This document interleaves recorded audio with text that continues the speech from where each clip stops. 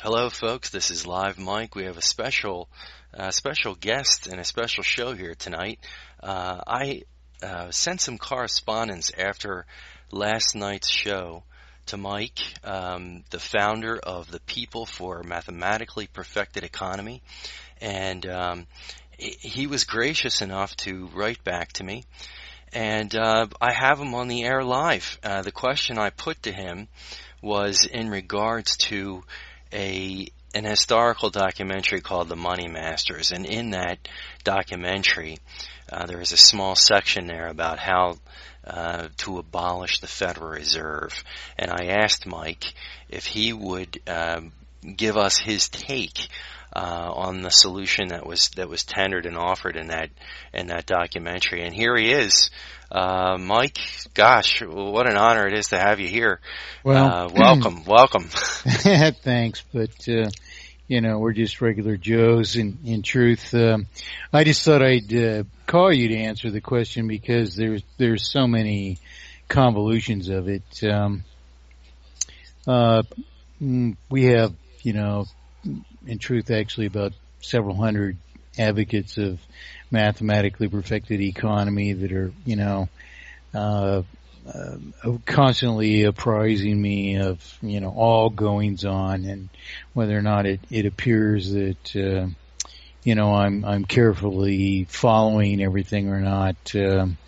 I have very good filtered information that comes back to me, and as I began to explain to you a moment ago when you decided that we just might as well go on the air with this, Bill Still is in truth nothing but an imposter.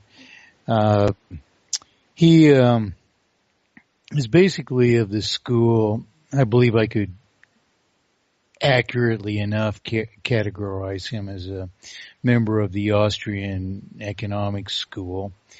Although, of course, he's a deviate even from that. I can't call it a discipline because it's so fraught with aberration and self-contradictory claim that it's hardly, Austrian economics is hardly a discipline either. But this video that you asked about, the so-called Money Masters, is produced by a number of people who have, in truth, a long and history of interaction with myself and my work, or evasion of interaction with myself or my work. And basically, that question is resolved by, critical examination of the obvious history of all this, in which, when a young man has provided the Reagan administration with computer models which actually calculate the maximum possible lifespan of any purported economy based on interest-bearing debt, and in a more or less whistleblowing exercise becomes the first monetary reform presence online 10 years before the formal internet, in providing full documentation of the material that I provided the Reagan administration, complete with computer models and source code, which projected from 1983 and 4 data that the present failure would transpire at approximately 2010 in AD. It's hardly likely then that, particularly as that material was a mathematic proof of a singular monetary solution, it's hardly likely that well over 10 years later, more like 15 or 16 years later, that someone who merely repeats the history that my web pages produced is indeed a monetary authority, particularly when they deviate from a proof of singular solution, not even realizing it's a proof of singular solution. As I was saying to you, I've watched only perhaps the first 5 minutes of that video. And far from being money masters, if we even give a cursory examination or analysis of the work of any of the participants in that video, we quickly, find that in whole, they're bereft of any. I know this sounds a bit audacious, but this is how trivial that work is. They're bereft of any worthy idea. Bill Still, Ellen Hodgson Brown, Stephen Zarlinga, all these people have,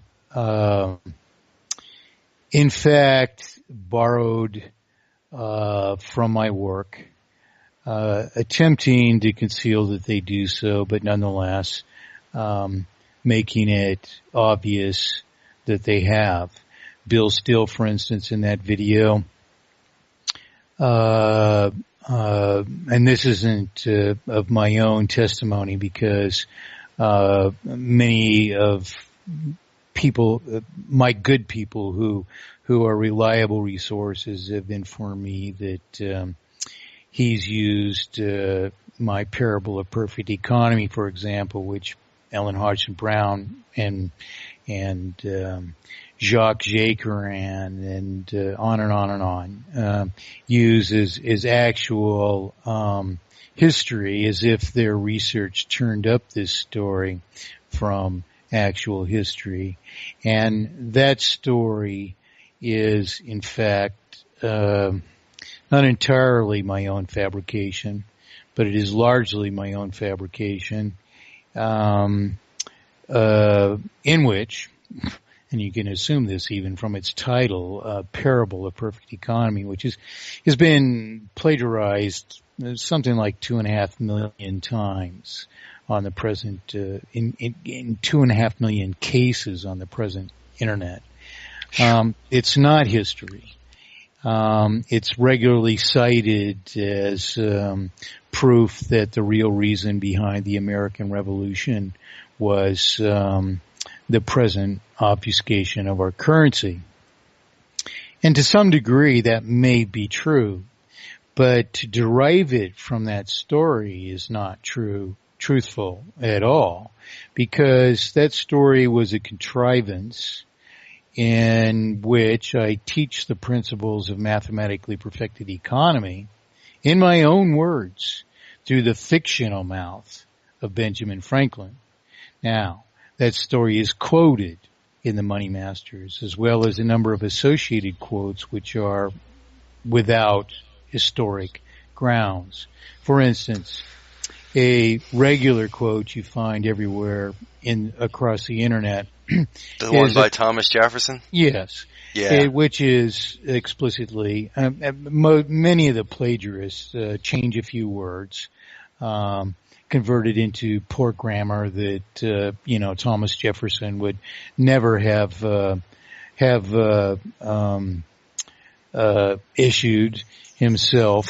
And that quote is, if the American people ever allow the banks to issue their currency, first by inflation and then by deflation, the banks and corporations which will grow up around them will deprive the people of all property until their children wake homeless on the continent their fathers conquered. That quote comes from my work.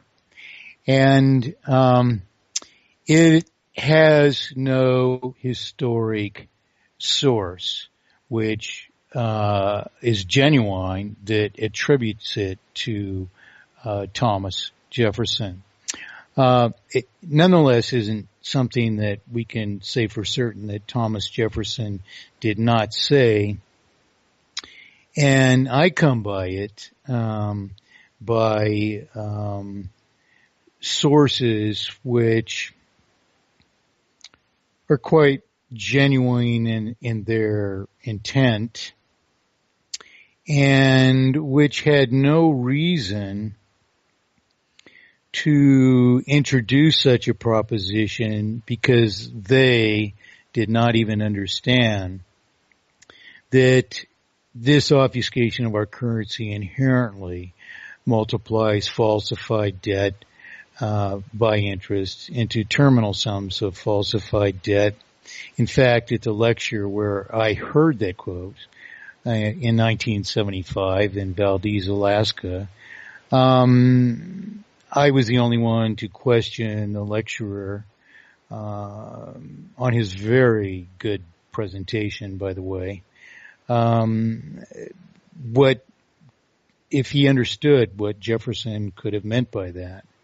And he got a quizzical look on his face, and he came up without any answer whatsoever. And then I explained that the only thing that's truthful that expression, first by inflation and then by deflation, could have equated to was the fact that our currency issued as falsified debts to a purported banking system which only publishes further representations of our promissory obligations to each other.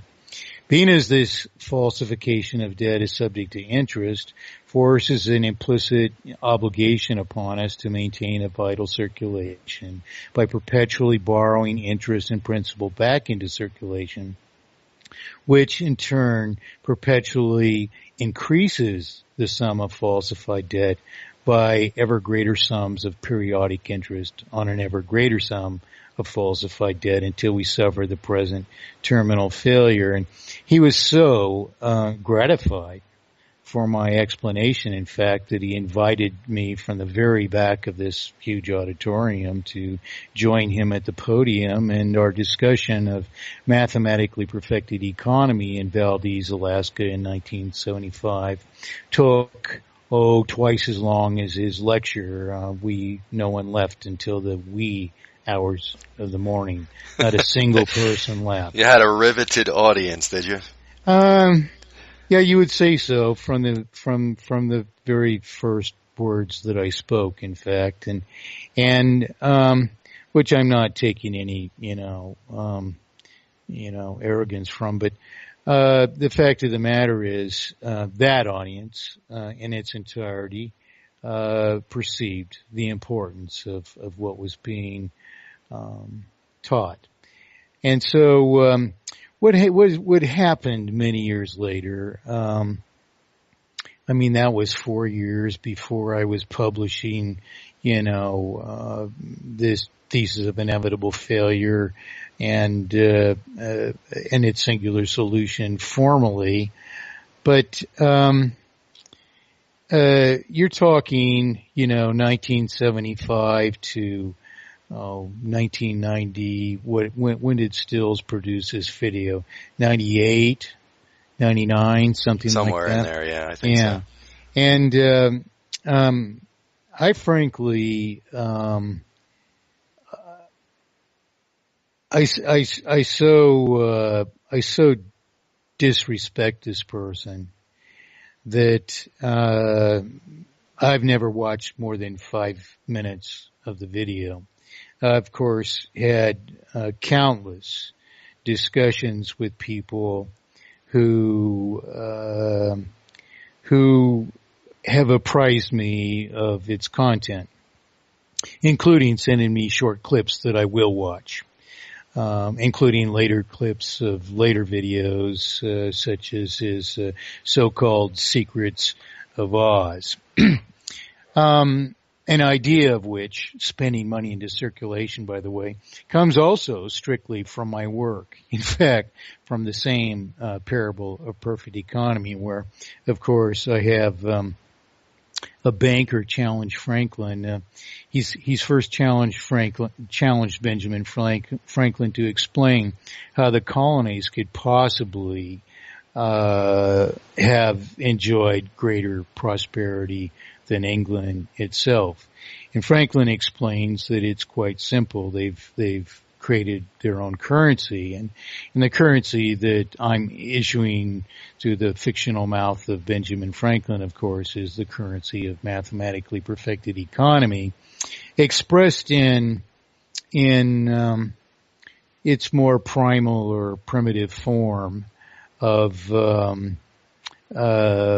promissory obligations actually issued by the individuals and business entities of the society, which is something that I do purposely so that I can segue into a teaching of that principle applies to a uniform, centralized issuance of representations of our promissory obligations, which of course is something that Benjamin Franklin, the real Benjamin Franklin, actually engaged in himself.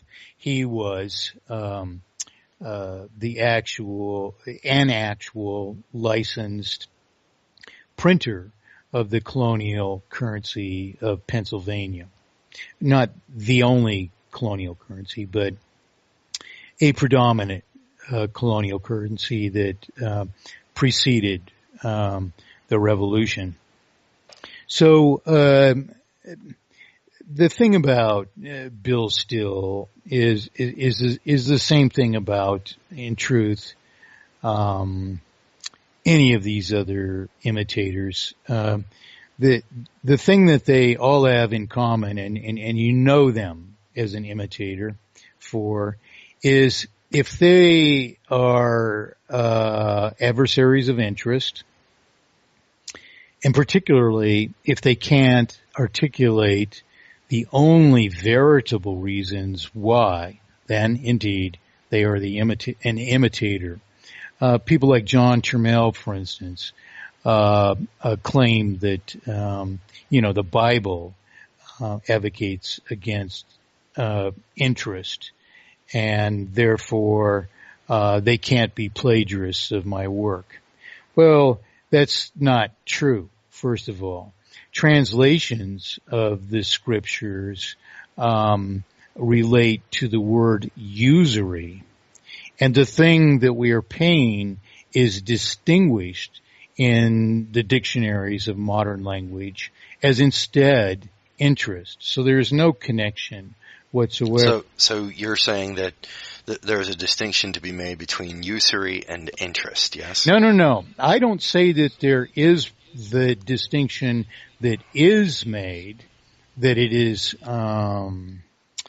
is qualified. But nonetheless, in the UC, if you look up usury and if you look up interest in a modern dictionary, you will find that they are distinguished between each other. And likewise, modern translations of Scripture with a few anomalies which result from unthorough work, do to use the word usury in a way which would exempt what we are paying in interest, because interest is defined as a permissible ratio of usury,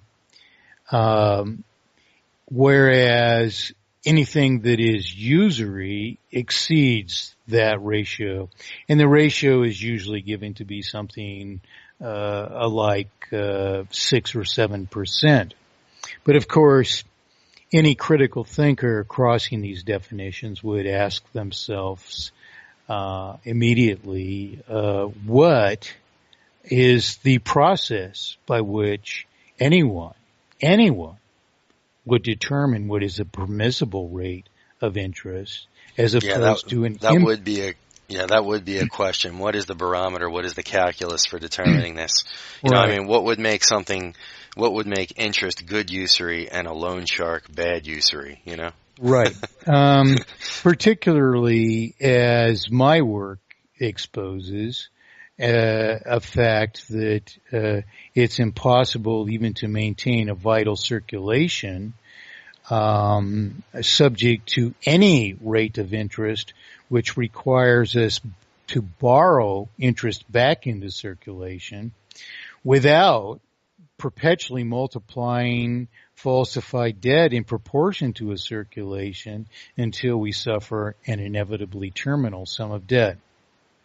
But so it's likewise a very, very much plagiarized 1970s essay of mine, the title of which was Interest is Usury,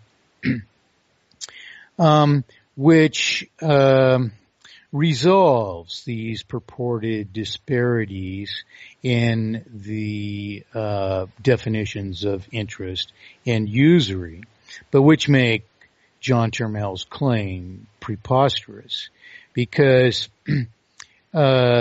he's only hoping to justify a fact that he's had the same original idea, which I interviewed him when I was a TNS radio host, of course, and of course everyone can download that radio archive from perfectedeconomy.org /FTP and listen to it again, and you'll see that he was even unable to articulate what is the injustice of interest. As is true, in fact, by all of these plagiarists. Paul Grignon is another example, producer of the preposterous video Money as Debt, which has been changed many times because advocates of my work have tested Mr. Grignon, that is, put him to the test of validating his preposterous deduction from my work, and he even has links to my web pages as a source on his website. He's been unable to justify why debt is the problem, and of course, money as debt is absolutely not the problem, because no injury is inflicted upon anyone if the debt is equal to the principal. The problem, as my work exposed, and he attempts to capitalize on an erroneous understanding of my work, is that falsified debts to banks first launder all the principal that's ever created into the unwarranted possession of banking, whereas instead principal should only be retired from circulation because a promissory obligation only rightfully represents value so long as it has yet to be fulfilled. The value that it represents is the fulfillment.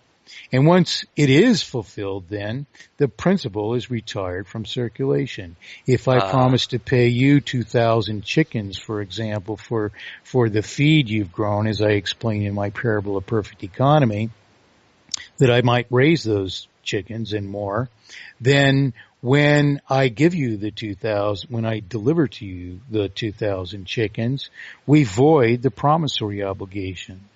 Until that's happened, until I've delivered the 2,000 chickens, you might write a promissory obligation yourself against it to purchase whatever you may, and those are perfectly legitimate and redeemable and enforceable representations of value and entitlement, as money must be, because they serve likewise as the original promissory obligation and count against it. But likewise, when they are fulfilled, they are canceled from circulation. They are void. They are nullified.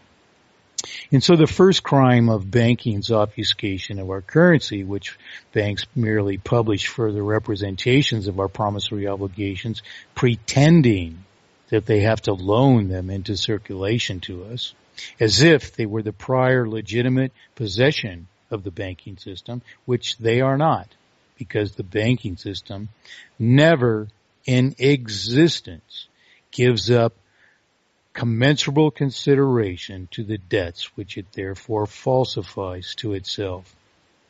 But these imitators can't even articulate these things, which of course are indispensable realizations to draw any of the deductions they pretend to draw. How can you provide an actual monetary solution unless you can identify indeed what all of the problems are and prove that you've solved them?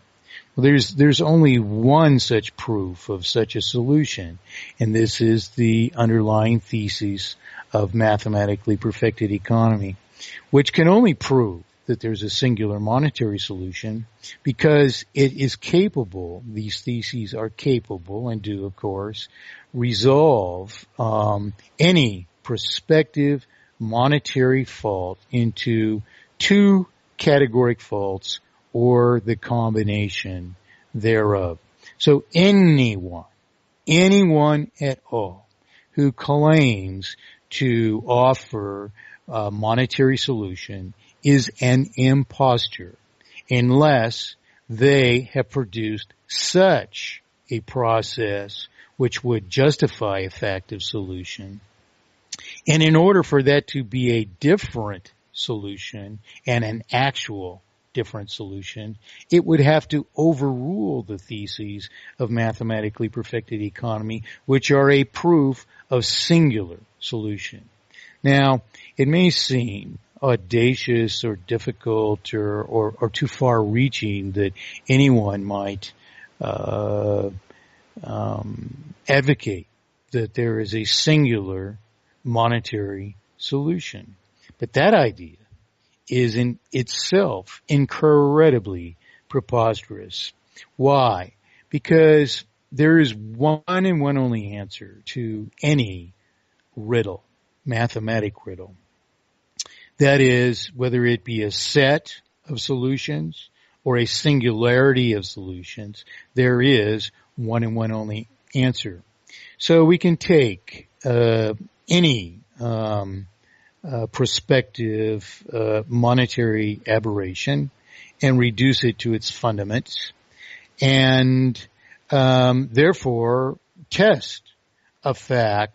readily test a fact of whether there is one and one only solution. And I mean, I did this when I was 16 years old in 1968 as a very, very, very capable mathematician at the time. I was in college algebra classes when I was in the second grade. So, to be challenged or negated by Bill Still, 35 years after I proved a singularity of mathematically perfected economy off the top of my head when I was 16 years old is asinine. It is asinine as asinine gets. And the man has only done this for profit. Now, he has avoided at every occasion. One of our advocates, a man who's become an advocate, is another broadcaster, Fred Smart from American Underground Network Radio. And Fred has an outstanding challenge to Bill Still to debate me on monetary solution. Bill Still has refused to agree to a time, ever. Why would that be? Why would this be? Not only this, I mean, this is just one in many, many, many, many cases of all this. For example, United We Strike Radio had me on for the first time they interviewed me. I don't know what it was. It was a year and a half ago, something like that, right? And they indicated during the interview that their switchboards were lighting up like never before. They had more listeners than ever before. This is just an hour into, I think it was a 2-hour interview, something like that. The producer of the program called in during the interview to offer something. He had an idea, and that was that they host a monetary reform roundtable. And he asked me if I would agree to participate. Of course, without hesitation, I agreed immediately. So then they invited all of my adversaries. Among them, Bill Still. Ellen Hodgson Brown, Steven Zarlinga, Ron Paul, Edwin Vieira. Yeah, if I could interrupt, when you talked about Ron Paul yesterday, I guess I had the wool pulled over my eyes with that one too, because I listened to him and I listened to his words, and I thought, wow, is it possible that a politician out there has got it?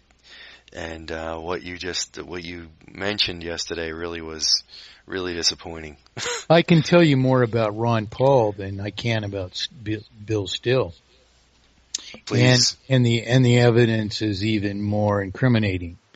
Ron Paul has never in his life provided an accountable thesis of monetary reform, and he's done this purposely since I was a young man in 1980. People, even his closest friends and neighbors, have advocated that he engage me in fruitful discussion about monetary solution, and he has refused consistently to do so. As a matter of fact, I was just saying that United We Strike Radio invited all of these other people to a monetary reform roundtable. And when each of them found out that I was a participant, every one of them withdrew. Unbelievable. Wow. It's a regular occurrence. Unbelievable. Now, you won't get Ron Paul or Edwin Vieira or Steven Zarlinga or Bill Still or Ellen Hodgson Brown in the same room with me. Is it the guilt that they feel and the shame of stealing your material? Yeah. They're guilty, that's for sure, and I'm sure that's part of it. But 2 or 3 minutes into the Money Masters video, like I say, I've only watched 5 minutes of it. I loathe Bill Still. I mean, I can't stand it. 15 seconds, and I know that's Bill it. Still, and I cannot watch him for 15 seconds. But he says a short way into that video, he says that he always says, "Follow the money." Well, before we got in the air, I began to tell you a story about that. I was, of course, the first and only monetary reform presence, well into, the first days of the formal internet. Were you prior to G. Edward Griffin as well? Oh, absolutely. Wow. Okay. Absolutely. In fact, he doesn't mention my name in his whole book, but the only changes in the so-called second look at the Federal Reserve. Why would he have to have a second look if the first look was right or even worthy? But he doesn't mention my name, and this is something that you find about any plagiarist. The whole need to cover their trail forces upon them a self-obligation to avoid ever mentioning that the source of their plagiarism even exists. You can't exist today and not know that I exist. Ellen Hodgson Brown pretends that I exist. But if you do a search of op-ed news on Google, you will find to this day, and because we recollected some of this information for some further processes that we're doing in our offline forums, between some 60 dedicated mathematically perfected economy advocates and myself, you will discover still at op-ed news that Ellen Hodgson Brown denied to me online, in online debates, that interest is even the problem. Wow. Yeah. That's ridiculous. Well, especially when you got the idea from the guy who proves that interest is the problem. But her daughter is a prominent person in banking, you see. And so she attempted in her plagiarism to soft pedal, the crime of banking, which she doesn't really even understand yet, although we've articulated it in just this discussion.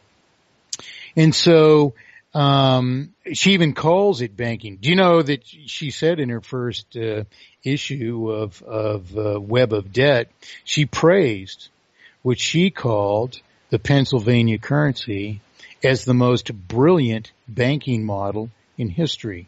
Quote, the most brilliant banking model in history. And when I informed her on op-ed news that her source for that brilliant currency were the words of a Benjamin Franklin who was fictional, through whom I issued my own words as an explanation of mathematically perfected economy. Do you know what she did? She ceased praising my currency as the most brilliant banking model of history, which, of course, it's not a banking model at all, but a model for eradicating banking. And she began then to praise the State Bank of North Dakota because it spends some of the interest back at the things that supposedly serve the people. But if that's the case, why charge them in the first place?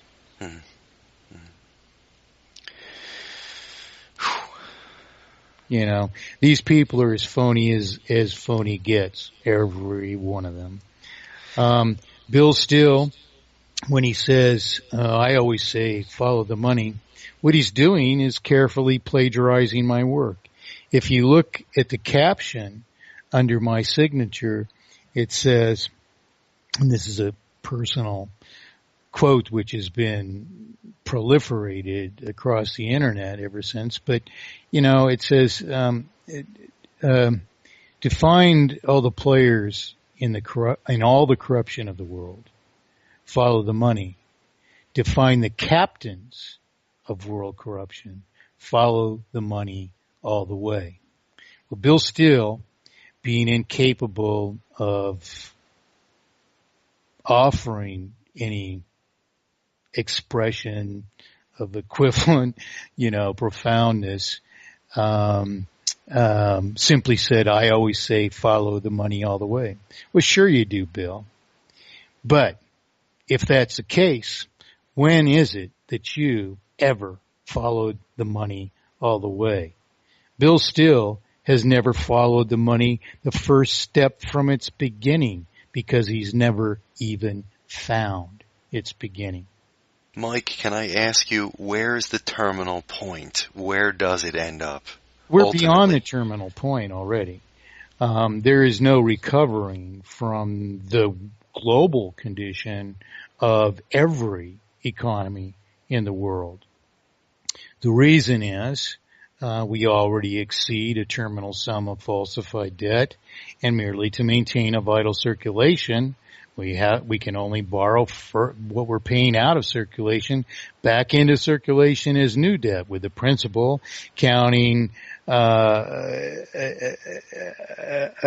as new debt equal to the former debt, and making it mathematically impossible, therefore, to pay down the former sum of principal. But with interest increasing, borrowed back into circulation, increasing the sum of falsified debt all the further. There's no recovering from this, and there's no further help when you reduce the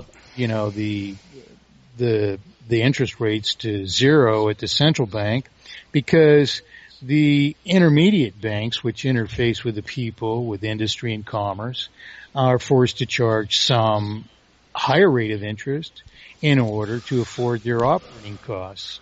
So a bank is not a bank. We have to distinguish between a central bank and an intermediate bank. The central bank is the problem, but the intermediate banks are likewise wholly dispensable, because they're only indigenous to banking, central banking itself. They're part of the ruse.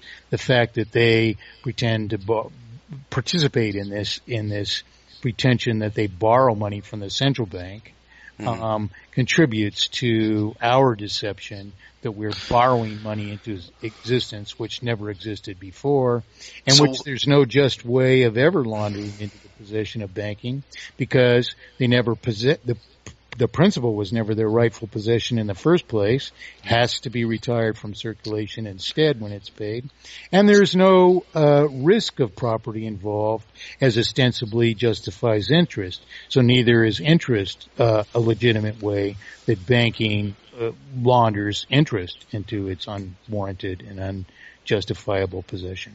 Mike, let's just hypothetically suppose that we end the central banks all over the planet at once. Okay, every government in the world. We will do that. Let pray God we get that done. When that happens, does the government itself print its own debt-free currency at that point? Oh, no. See, you've allowed Paul Grignon to affect you. I have. I apologize for that. Money, well, once your eyes are open, you will never forgive Paul Grignon again.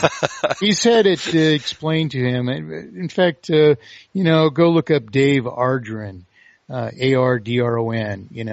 and his testing, putting Paul Grignon to the test, you'll find that Grignon has deleted Dave's arguments, which he perfectly well presents mathematically perfected economy to Grignon, who borrows his very idea that money is debt is the problem from my work. But that's entirely a mistake. It's entirely a mistake. What he's done is from an explanation that interest is unwarranted and the principal isn't the property of banks, although it is a debt, and rightfully a debt, and usefully a debt.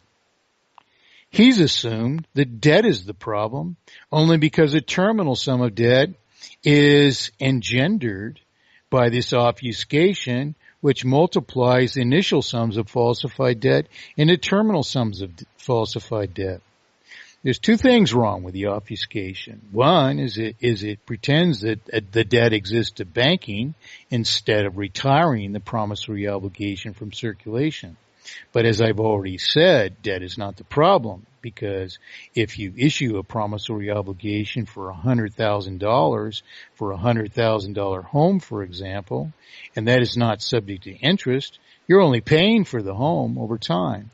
You're doing the further benefit to the real creditor who produced or owned the home of providing a market that would never otherwise exist. The only way that we can finance our industry and commerce as we need to is if we have representation for every potential transaction. And the only way that we can have representation for every potential transaction is if, just potential representation, is if in every case currency can be created to sustain that transaction.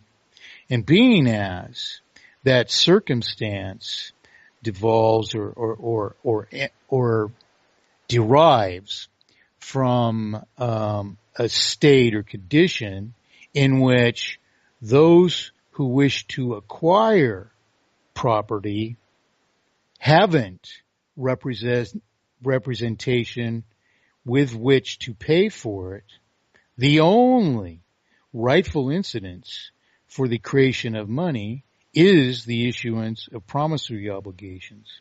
Now, government never has a business creating or pretending it creates the promissory obligations. In every case, they are the creation of the people, and strictly of the people. Even when we act together as government, we are issuing promissory obligations of ourselves. Mike, can you compare and contrast that with what Abraham Lincoln did with greenbacks? Yes. In fact, I don't dare avoid that because, another imitator, Gary North, he called me many years ago, broke and penniless, and discussed the popularity of my web pages, which were, getting 100,000 unique visits a month in the mid 1990s, which was unheard of for, a person's, web pages. After discussing mathematically perfected economy, for quite some while, what do I discover but a year later that Gary North is charging people to explain to them. If you paid him something like $25, he'd give you a paper that he explained that what I was proposing to do was no different than what Lincoln had done when he issued greenbacks. And he probably misunderstood that from my own explanation of history, which is all that Bill Stills borrows in it. Everyone's so grateful that Bill Stills was, provides some revelation of the history of money. Well, she just stole that from my web pages, and I've taken that down since, so that no one else can do it. In fact, my parable of perfect economy, it used to be explained that it was a fiction, and even though it was explained as a fiction, one day, I don't know what it was, 1993 or 4, so I get an email from a fellow named Jacques Jacquerin who didn't have, the best of manners in his, approach to what he asked of me, but he had quite a few questions about my parable of perfect economy. And he was really quite arrogant in his attitude toward me. So rather than spend what would have been quite a bit of my time answering the questions, I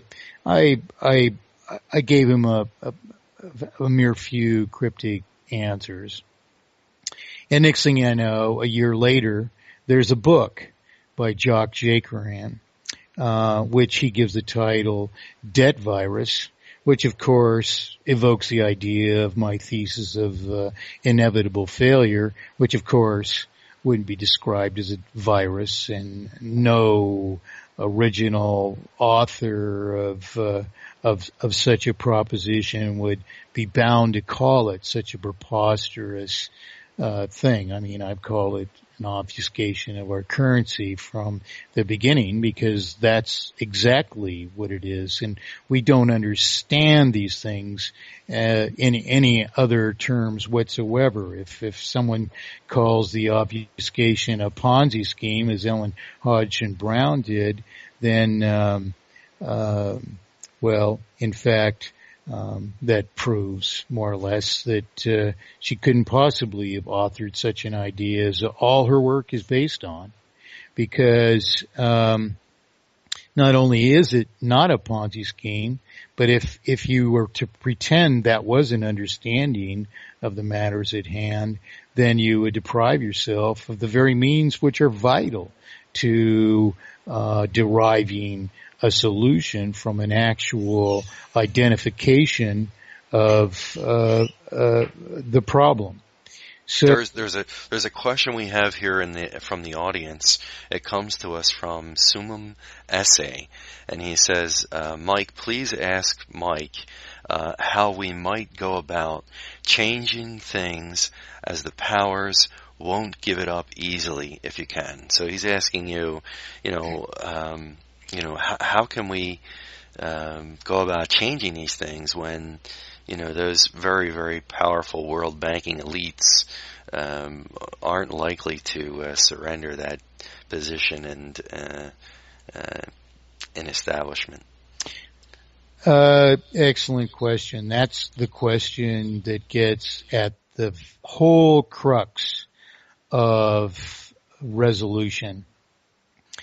The truth of the matter is that these plagiarists and imitators, of which there are so many more every day, are amongst our own greatest enemies. The truth of the matter is that if the people of the world understood the problem and a fact of singular solution, then banking and those who are behind it have no chance whatsoever to prevail over us. And so, in truth, what my life has amounted to is an effort to proliferate that world understanding. And despite the fact that so many plagiarists have compromised the only veritable explanation of the problem and the only veritable derivation of an actual solution, nonetheless, from my work and its prolific imitation, a world perception has evolved that banking indeed is a crime against us. All we need to do to turn the corner of world opinion to the right is now to refine our misunderstandings into the only veritable understanding. And once we all get there, which in truth, this person who's asked this question has diligently listened to what we've discussed so far. He's a big fan of yours, Mike. He is. Great. I've talked to Thank you so much for before. that. Yeah. Yeah. But they put their finger on the crux of the matter. And so what happens when we turn a corner and refine our understanding to the facts at hand? We cease saying things, preposterous things like money is created out of thin air, or it's a Ponzi scheme, and or it's a debt virus, or that we can spend money into circulation, which is a proposition that I've disproven thousands and thousands of times, and which proposition likewise derives from my parable of perfect economy, because it's an idea that I introduce through the fictional mouth of Benjamin Franklin, is this glorious explanation of how to fund government without taxation. Well, we were answering about Lincoln, and we should come back to that. But in answer to this question, which is the most important question of all, what I've done is I've taken approximately 45 years of my life, over which at many times I've sat down and formally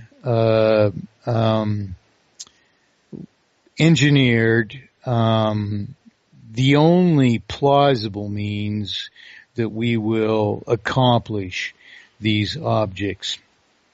And specifically what those means is the people taking into their own control the reins of government once again. In truth, at many junctures in history, such an action has been necessitated by such extensive betrayal as we presently suffer.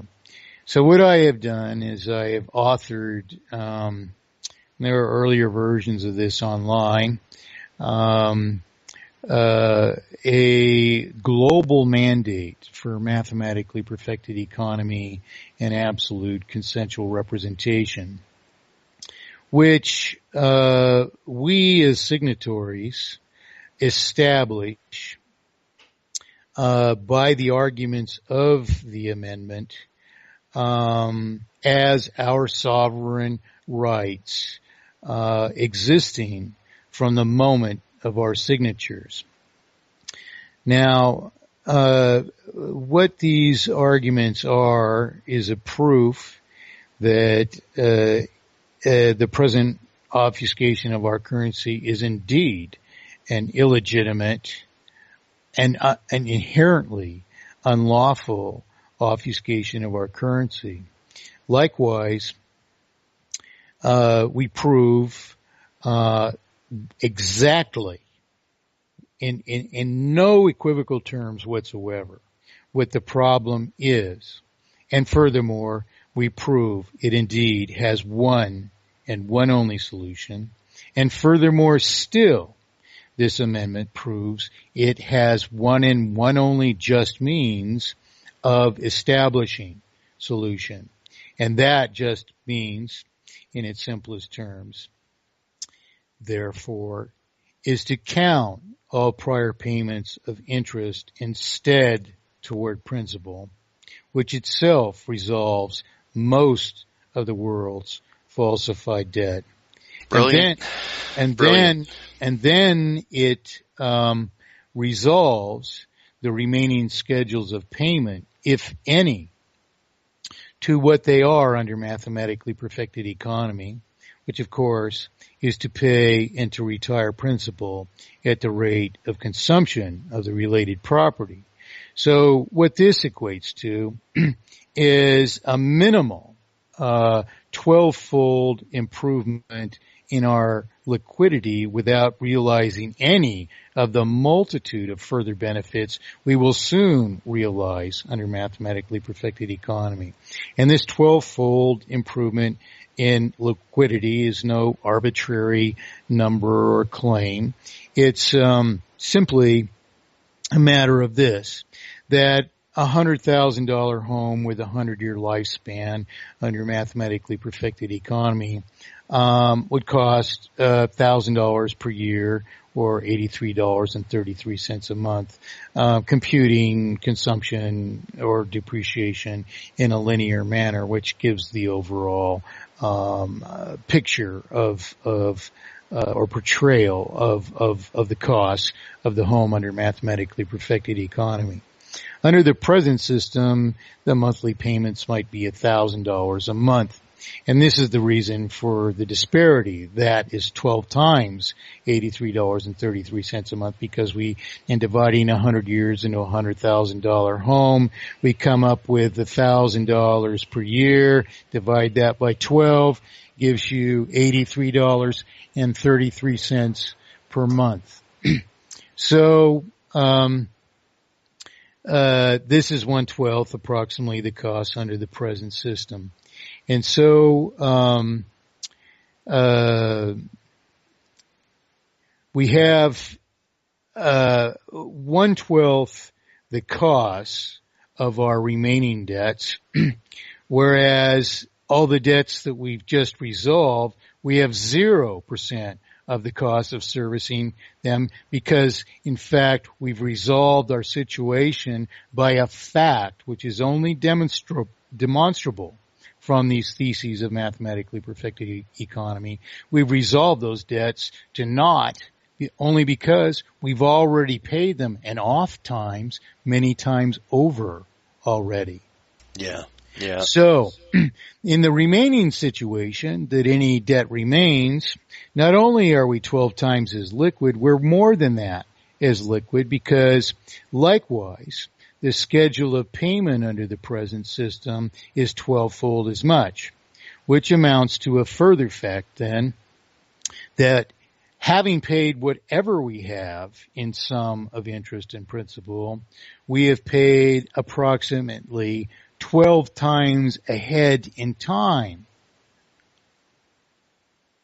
in accord with the schedule of depreciation or consumption than we would under the present system. So in paying $1,000 a month for 5 years, for example, being as our payments would be $83.33 a month instead, means that after 5 years of payment under the present system, those 5 years of payment under the present system equate instead to 60 years of payment under mathematically perfected economy, which means we're not only 12 times as liquid if we were still servicing the remaining debts, but we're more solvent than that because it's 55 years ahead in the case we've just given that we even resume a payment, which is 1/12 of what it is presently under the present system.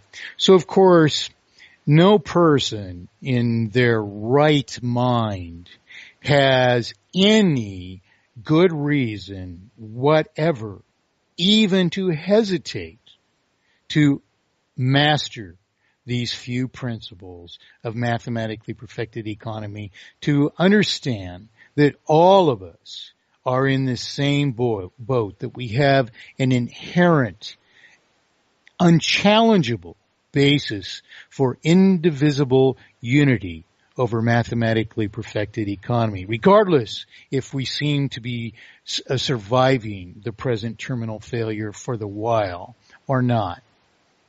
So whether or not we remain solvent or we've already gone down, mathematically perfected economy is our only answer.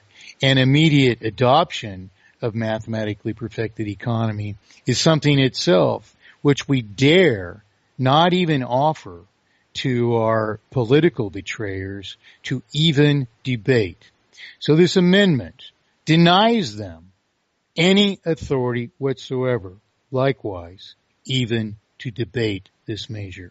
And we give them to approximately the end of the present year in order to do all these things, or they are guilty of treason. Likewise, we criminalize any action from the moment of our signature against us as would precipitate an eviction, foreclosure, bankruptcy, etc. We claim as sovereign signatories of this amendment the right to mathematically perfected economy and absolute consensual representation from the very moment of our signature at the latest. Awesome stuff, Mike. Brilliant. Yeah. Well, it's quite a document. It's more than we can cover in, even as few words as I just have, but that fairly well summarizes it, not only as a measure, but as a strategy, an invincible strategy. A person, for instance, who's jeopardized to a probable extent of eventual bankruptcy, foreclosure, eviction, preemptively takes what I've titled rights claimant forms and presents them to the sheriff, notifying that anyone who attempts to enforce these unlawful measures against us is guilty likewise and culpable and financially responsible for the consequences. So in truth, there's many years of engineering in this. I knew, 45 years ago that this day would come. I've been long preparing for it, and I've worked, Nearly more than most of your nearly more than, or I well, should more say than the sum most of of your all my have, yeah, imitators put together. yeah, really. And work is never really work unless it's of a quality which will accomplish its purposes. And I believe it will stand to all scrutiny that indeed, the work meets that yardstick.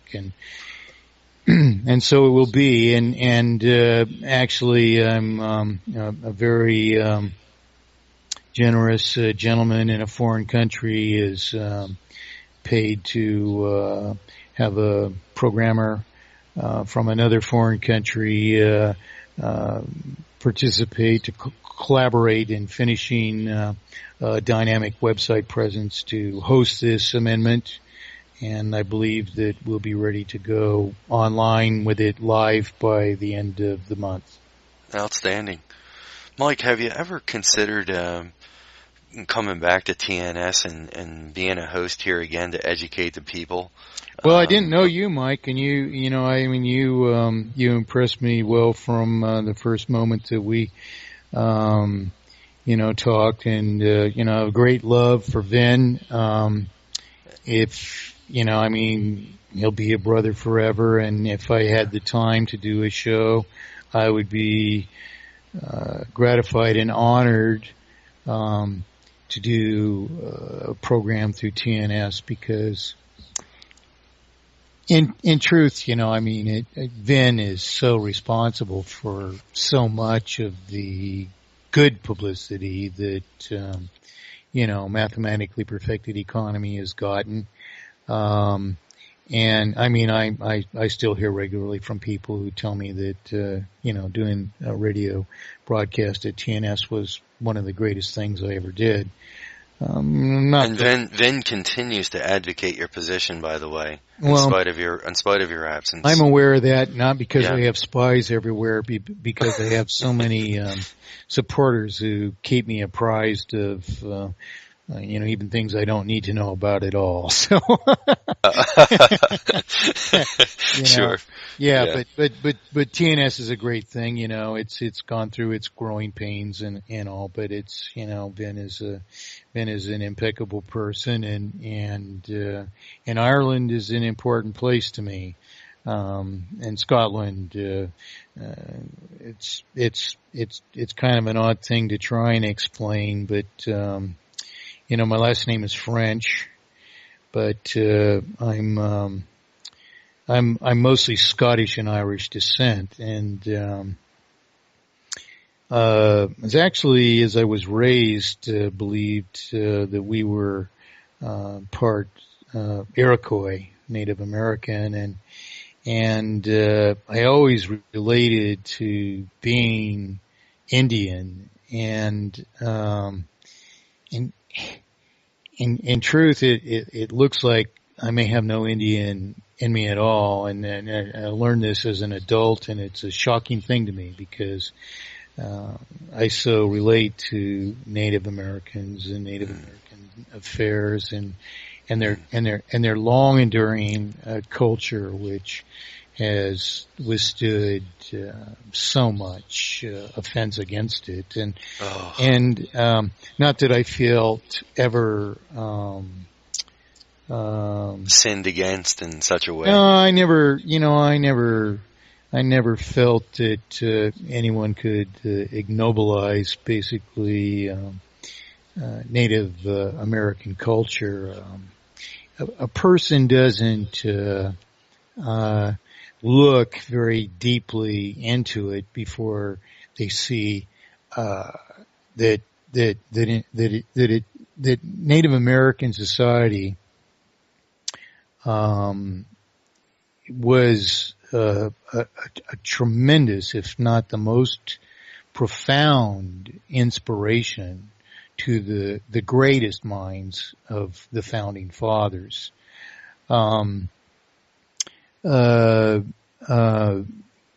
I understand that the founding fathers actually met with certain tribes.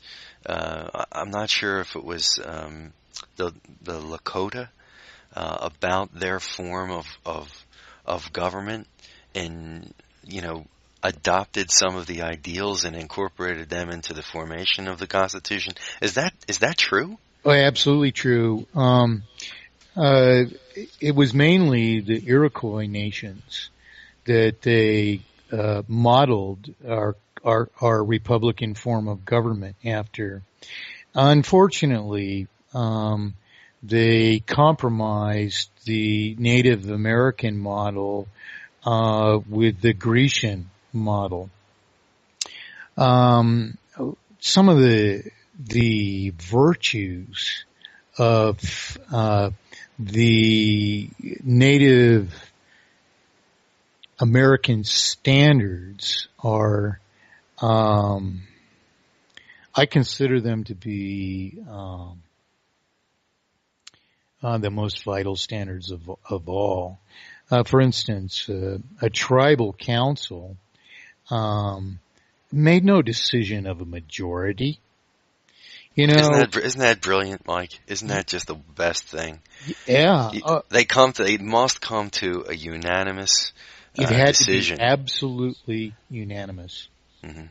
And that means if one person in a tribe, or however many tribes are in council, is unwilling to compromise a principle, that principle has to stand. And our founding fathers, this idea rubbed off on them, and they wrote, many papers in which they acknowledged, particularly in the writings of Thomas Jefferson, who was just so eloquent in expressing this idea, but they recognized that there's no right of a majority to infringe upon the equal right of a minority. Absolutely. See? And, it's very unfortunate that Thomas Jefferson was more or less politically forced, however tacit or explicit the opposition or threat, he was forced to compromise. Pure Thomas Jefferson at his best would have made this country twice the country it began as. And yet Jefferson writes extensively his observations of Native American culture. The best, most diligent intellectuals of the time found it incumbent upon themselves to study the Native American way of life. And so while they compromised Native American principles, those principles nonetheless endure as perhaps the most exemplary principles of our form of government and the most promising principles of our form of government. Because if we were to return to the Native American principles, we would, for instance, make it impossible amongst ourselves that a majority, or a purported majority, as I often say, ever compromise even the least principle of even a single individual. And this is something which, in fact, I'm attempting to accomplish in this a constitutional amendment for every country of the world. And that is a restoration of the sovereign rights of just individuals. An individual is only sovereign if they are just. But to restore the sovereign rights of just individuals, by way of requiring that government acknowledge the critical influence from all possible quarters of society. For instance, this amendment for mathematically perfected economy and what I explicitly call absolute consensual representation is itself a mandate and a standard that all future laws and all past laws be subject to this standard, in which it is incumbent upon the authors of the law to prove its objects are desirable, and that its means best accomplish those objects.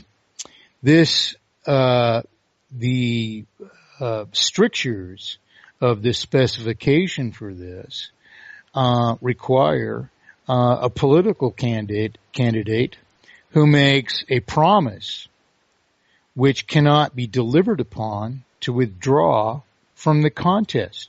For example, if I had publicly challenged Ronald Reagan, as I did to his campaign in 1979, Reagan came forth advocating that he could reduce federal taxes 10% per year for 3 years, and this would balance the federal budget, eliminate the federal deficit, in other words. And not only that, but it would eliminate price inflation. Well, the mathematic stupidity of that is, of course, if you have price inflation, which has another cause, then you've only offset it for 3 years, and you soon run out of percentages to reduce federal tax rates in order to offset it any further. So, what do we end up after he left? Something like 3 or 4 trillion in debt. Was that it? Is that right? Yeah, not quite that, but okay. But that's the ratio at which he multiplied the prior debt of the entire previous history of the country. And if people will remember, Reagan really turned that 1979-80 campaign when in the eventual debates between the Republican and Democratic nominees, he famously turned to Carter, who was on his right, our left as we faced the two of them. Mm-hmm. And he stared Carter down with the evil eye and pronounced that the $150 billion of federal debt that Carter had accumulated over 4 years were, quote, unforgivable, unquote. And I let that word hang, and that turned the tide, did it? Turned the election to Reagan. Now, at the very moment that Reagan pronounced that $150 billion as unforgivable, he had long, his campaign had long had my material, which was a mathematic proof that not only would he fail to balance the budget by the means he prescribed, but that he would accumulate more federal debt than any president before him. It was 2 years into his first administration before insiders in the administration, remembering my work and advocating it that whole while since the campaign, called me, asking me what deep doo-doo they got themselves into. Was it possible that I could possibly predict when this failure was to come? This was in 1982, and I said, well, absolutely. And they said, how? And I said, well, you would write a computer model which would simply borrow the principal and interest back into circulation that we're paying out of circulation, converting all the interest into a further sum of debt, and you would accumulate interest period by period by period by period thereby until ultimately you suffer a sum of debt which, given the rates of interest that you apply to it, can no longer be serviced by the subject populace. You know. And this is where the idea of the unsustainable debt comes into play here. Oh, no. That idea of unsustainable debt, yeah, it comes into play there, but the inception of that idea just occurred in a regular day of high school economics class in the very beginning of the class. You know, it was like the fourth time around for me to go through advanced math in advanced classes in high school. And, you know, I'm proving, you know, every mathematic thesis that they, you know, and geometric thesis that they, you know, propose, you know, off the top of my head. I mean, I don't even raise my hand to answer questions in class, you know, and when no one else in the class can prove the Pythagorean theorem, the teacher says, Mike, and I prove the Pythagorean theorem in 3 minutes off the top of my head. You know, so I'm an A+ student in mathematics in high school, and you know, here I am. I'm stuck in an economics class, and the first thing I do since I was in college algebra in the second grade was thumb through a textbook to see what it started with, how it was put together, and where it was going. And so I thumbed through my economics textbook as soon as I got it, and I'm bewildered. I'm astonished. I'm aghast. There isn't a single proof of a formal theorem in the entire book. It's nothing but assertion. And most of it not even unquestionable. You know, most of it you could contest off the top of your head and prove to be wrong. You know? And they teach this. These are lies. They were honest lies. And I wasn't about to have my intelligence assaulted or denigrated, eroded by cramming this down my throat. I would not put these answers down in a test, for example, because no intelligent person would. So approximately 2 weeks into this course, I pretty much had enough. And one day the teacher, you know, he announces that he's going to teach us about inflation and deflation. You know, and this is how he begins the lecture. And so he immediately defines inflation and deflation as increases or decreases, respectively, in what was said then the formal definition was goods and services.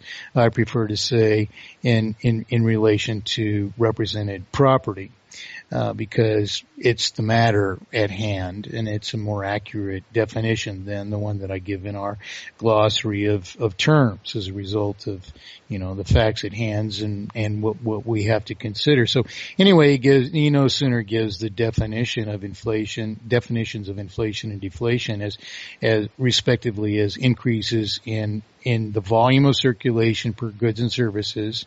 In his very next sentence claims that inflation, what I call circulatory inflation, rather, is the cause of what instead I call price inflation, which he called inflation, which is the tradition of the modern lie of economics. And I couldn't stand it any longer. My hand shot into the air, and he recognized me, and I said very politely, sitting relaxed in my chair with my arms folded across my chest as I am right now, I said, I'm sorry, Mr. Otto, but I just can't believe that could possibly be true. And he responded? He began to turn red in the face. Well, the thing is, he only told me after, you know, I'd graduated from high school and I came with, you know, a friend to visit our old teachers one day, and one of those parent teacher, student, the whole school. I forget what they used to call that offhand, but anyway, I just came with a friend one day and I ran into Mr. Otto, and he was very, very, very, very, very pleased to see me. And he confessed that his teachers, they were intimidated because they'd actually been cautioned by my mathematics teachers. If he ever questions your math, just shut up because you will be embarrassed. And so I was regularly discussed in the teachers' lunchroom because it's just people who can prove the Pythagorean theorem off the top of their head are not terribly common. Anyway,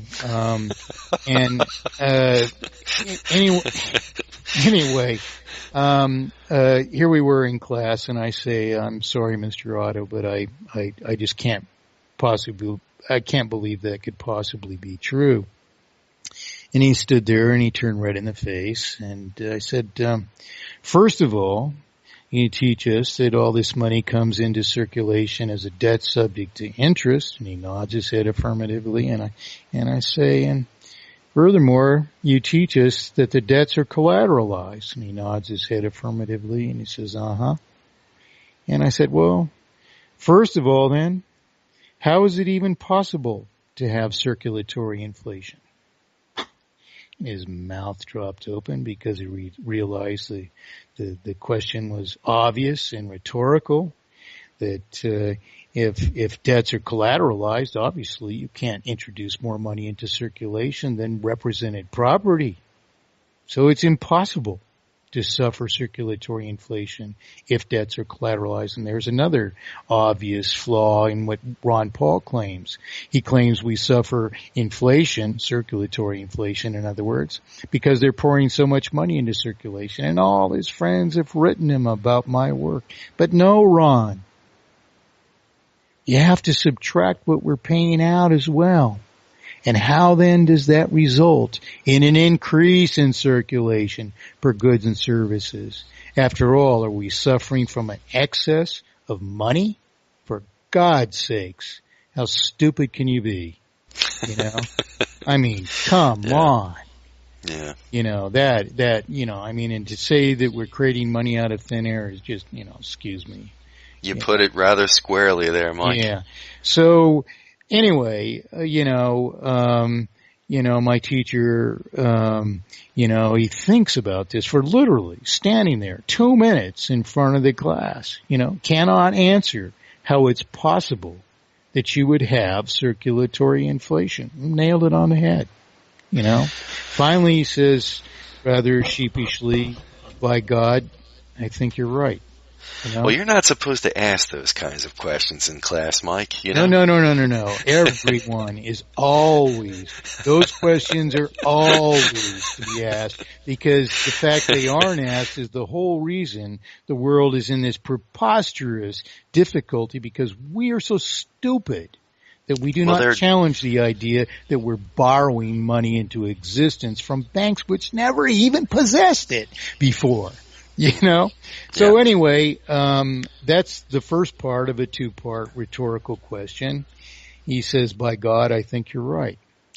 And I said, "Well, furthermore then, being as all this money comes into circulation as a debt subject to interest, therefore an implicit obligation would exist that we maintain a vital circulation by perpetually borrowing interest and principal back into circulation as an ever greater sum of debt, with ever more of the circulation then being dedicated to servicing that escalating sum of debt, and ultimately suffering a terminus sum of debt beyond which our destruction of creditworthiness would make it impossible even to borrow further to maintain a vital circulation.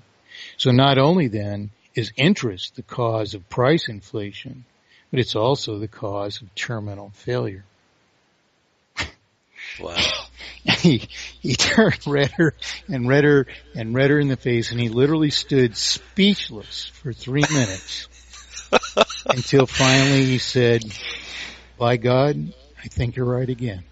He was cogitating for 3 minutes, Yes, contemplating what you were saying, and then, well, by God, I think he's got it. if you give him due credit where credit is due, to give it 3 minutes is pretty quick. Yeah. Even though the very way that I expressed it is gives the only truth immediately. So, that's the inception of mathematically perfected economy. I mean, it's nothing more than a 16-year-old kid and a rhetorical question, which is the inception of mathematically perfected economy. I mean, I went home from school that day realizing that it was, at least moderately important, but I expected other minds such as, Franklin, Jefferson, Lincoln, to have realized the same things. And in truth, history looks as if, they were headed there and they might have gotten awfully close. But they hadn't resolved it to an actual fact and informal thesis such as that. Do you suppose Andrew Jackson came to the same conclusion that you did at the age of 16? Absolutely not. Nor at any further time in his life. Largely, his controversy with banking was personal and political, and largely it was a matter of good intuitive distrust of banking and its divisive and subversive operations. But the history that Bill Steele's borrowed from, to put it from you mildly, I introduced that into the equation. Of course, I'm not the only historian who did, but the reason these people borrowed from my work is it made such an impression, not just from the history that it furnished, but from the fundamental principles that, in truth, it introduces to the world for what apparently are the first time. I've studied mathematics, and it, unless you understand my explanation of it, you can't even assume that anything else happened in any other society at other times, which is akin to realizing that promissory obligations are the only workable, adoptable vehicle for representations of entitlement, that people indeed are the only rightful issuers of money, therefore, that we likewise are the only real creditors because we and we alone give up property for representations of entitlement or promissory obligations, and that there is one and one only solution for what amount to two categoric faults or a combination thereof. So, mathematically perfected economy is a simple fact.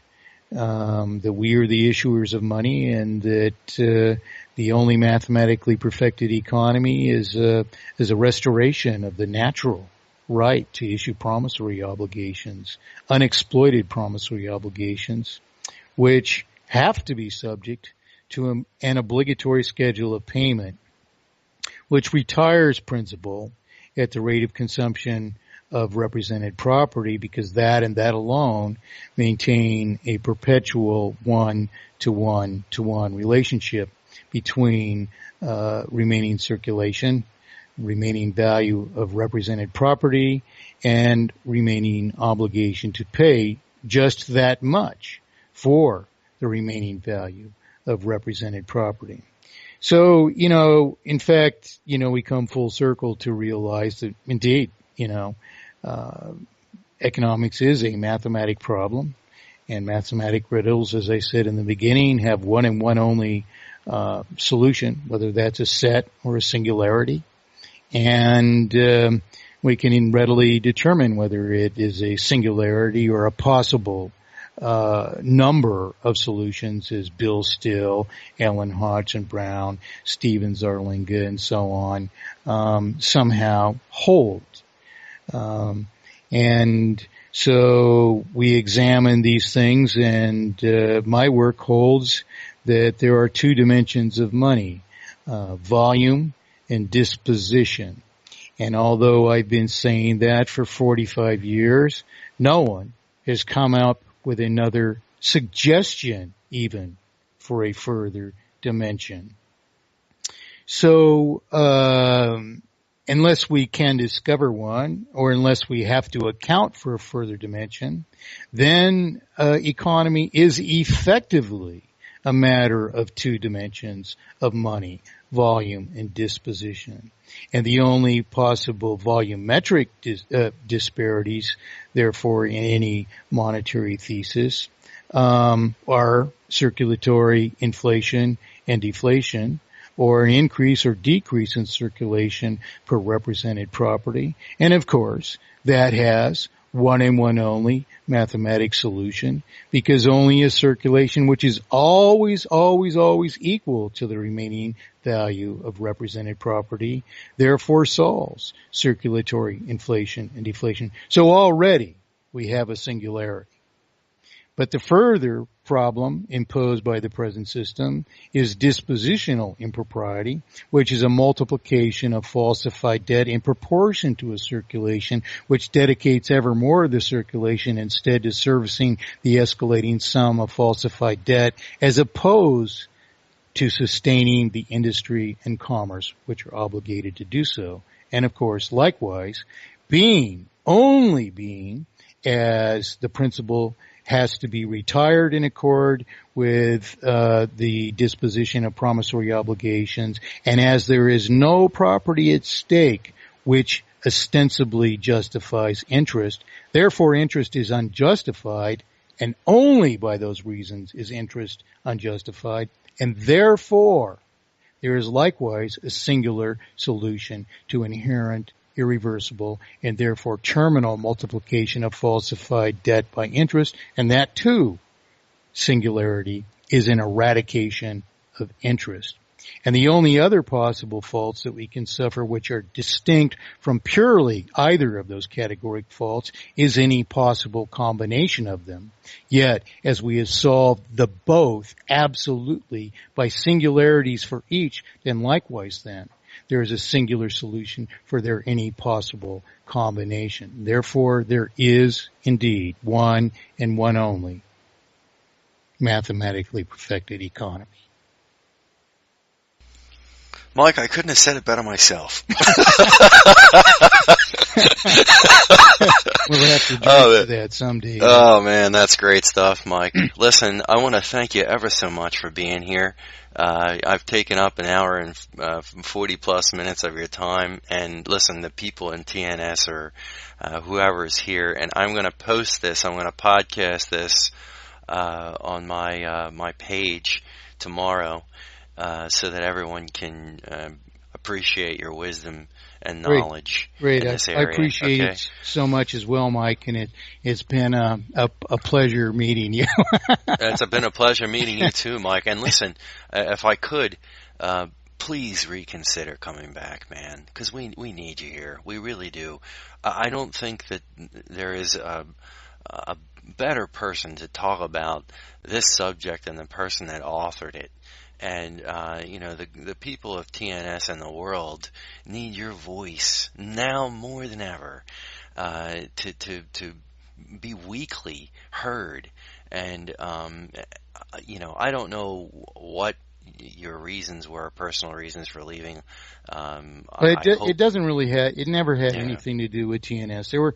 There were certain detractors in the audience. You ever hear the expression "illegitimatis non carborundum"? don't let the bastards grind you down. Well, it isn't a matter of my frailty. It's a matter of if I can't reach a guy and grab him by the throat, I don't want to hear his insults from so far away that there's a wonderful little button called ignore. There's a wonderful little button called ignore. There was an incident where one of the TNS viewers posted over 200 times during a single live broadcast that I was full of shit, and there were certain other people that.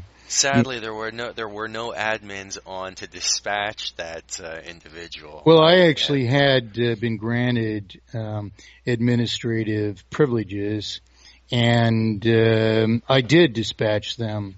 But but then there were many people who defended them, and frankly, my position on that is then have your way. So, it's not a matter of my frailty, though. TNS is a great place, and it is our right as responsible people to discuss matters in mature and conducive ways without interruption. Such as disturbances between the interaction of the host and their audience, So, because my feelings are adamant about that, I don't deal with that. If it was my radio station, those people wouldn't have just been put aside for 20 minutes or an hour or 24 hours or whatever, permanent ejection, because if you allow them to interrupt you, then you're casting away your own right to discuss things in a conducive manner. And none of these people, of course, have made any positive contribution which would overrule whatever they'd been offered, and it's not only ungrateful and rude. It's far worse than that, and we have to recognize that those people are indeed the worst enemies among us. We ourselves are our own enemies for not mastering these issues, but to behave like that is inexcusable, in my opinion. And I frankly, I won't endure it. If I have fought for 45 years. And the only thing that's ever been raised against me effectively is crap like that. And, if we're such a debased society, then we deserve what those people will give us instead of what we would achieve otherwise. So those who, we have a right to an opinion. I agree fully with that. But I have a higher standard yet. And that is, you have a right to an opinion. Indeed you do. But you also have a responsibility to make that opinion right. Well, if it's not here, then for goodness sakes, somewhere. We need to hear your voice on a regular basis, and I would sincerely hope that there would be some kind of link that would be available in this radio station where people would have access to your wisdom, experience, and knowledge. By the way, the people that are here, overwhelming praise. Listen to some of these comments for you, Mike. Absolutely brilliant. Mike is a genius.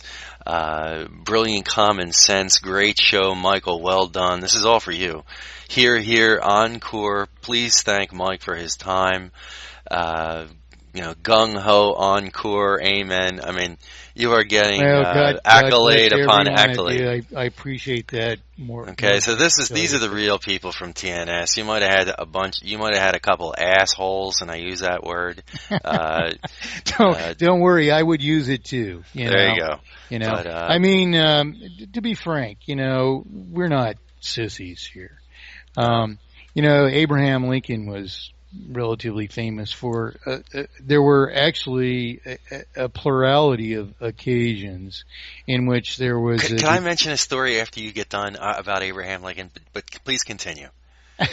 He actually went out into the audience during a speech and debate or two and grabbed a detractor by the throat and literally beat the shit out of a few people.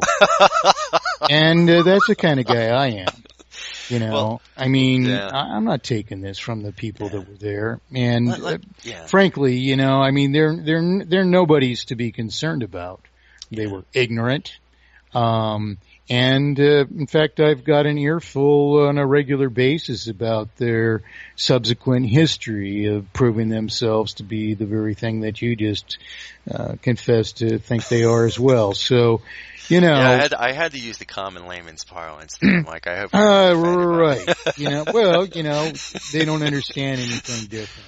Yeah. Hey, here's the story that I know about Lincoln. This is a true story. Mm-hmm. He, years ago, they didn't have the kind of the media of communications that we do today, of course, and not a lot of people knew what the President of the United States looked like. Mm-hmm. And this was in Washington or Virginia somewhere where Lincoln was visiting, the wounded in an army hospital, and he was coming through the doors. And this young man was running in a hurry and knocked Lincoln sprawling to the floor.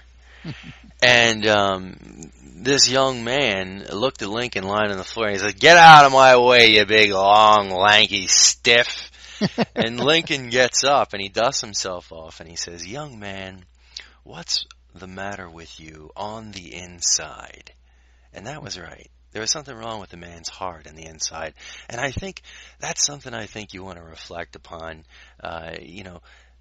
Hurt people hurt people. If they're hurting inside, they hurt other people outside. So there's nothing the matter with anything that you said. There's a lot. It's revelatory of the individual. Yeah, and, it is. It says so much about them, not about you. Yeah, but in order to convene interaction between your audience, you have to expunge that activity. And yes, we all hurt. I would bet that you hurt when you're a perfectly graceful person in your conduct.